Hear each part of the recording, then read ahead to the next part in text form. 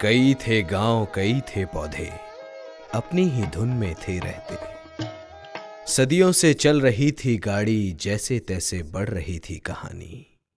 क्यों भैया, कैसा चल रहा है? बस कट रही है जिंदगी। एक दिन नीमगढ़ से आई बारात, खुली रह गई सबकी आंख। देख ऐसे हष्ट पुष्ट बाराती, सवालों की चलने लगी थी आंधी। अरे दूल्हे के भाई को तो देख, कितना चुस्त है। हाँ, और बारातियों को भी तो देखो, सबके सब कैसे तंदुरुस्त हैं। गांव गांव में फैल गई चर्चा, नीमगढ़ में है कोई करिश्मा। जिज्ञासा बढ़कर बनी परेशानी, बंद हो गई नींद तक आनी। आखिर नीमगढ़ जाने की ठानी, बांध पोटली चल पड़े नाना नानी। ये गाने बजाने की आवाज कहाँ से आ रही है? लगता है कोई त्योहार है। नीमगढ़ पहुंची उनकी सवारी, दंग रह गए देख खुशहाली। हट्टे कट्टे थे सब पौधे, किसान मानो खुशियां बोते। समधी जी ने घर बुलाया, पेट भर भोजन कराया।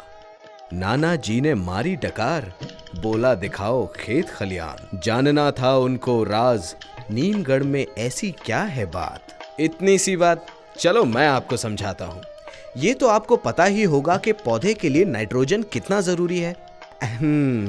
और ये भी पता होगा कि मिट्टी में नाइट्रोजन काफी नहीं होता। हाँ, पर इसीलिए तो हम यूरिया डालते हैं। बिल्कुल सही, यूरिया में पौधे के लिए जरूरी नाइट्रोजन होता है, मगर साधारण यूरिया में मौजूद नाइट्रोजन पूरी तरह से पौधों को नहीं मिलता। मैं कुछ समझा नहीं। मैं समझाता हूँ। सामान्य यूरिया मिट्टी में डालने के बाद घुलकर अमोनियम और नाइट्रेट बन जाता है। ये अमोनियम और नाइट्रेट फिर पानी में घुलकर जमीन के नीचे चले जाते हैं।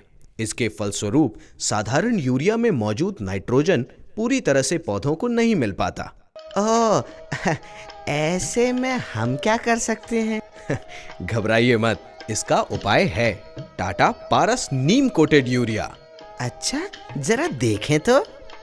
इसका फायदा तो मैं देख ही सकता हूँ, मगर ये साधारण यूरिया से अलग कैसे है? ये है तो यूरिया की ही तरह, पर इसके हर दाने पर नीम की एक परत है, जिसमें मौजूद एल्कोलॉयड यूरिया की मिट्टी में होने वाली घुलनशीलता को धीमा कर देता है, जिसके फलस्वरूप नाइट्रेट के रूप में नाइट्रोजन उचित मात्रा में फसल को लंबे समय तक उपलब्ध रहता है।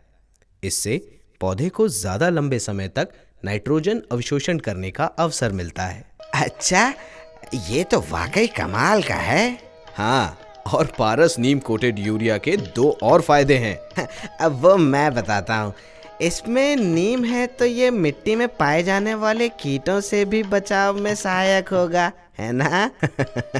हाँ, और इसके साथ साथ पारस नीम कोटेड यूरिया भूगर्भ जल को नाइट्रेट के प्रदूषण से बचाकर पर्यावरण को भी शुद्ध रखता है।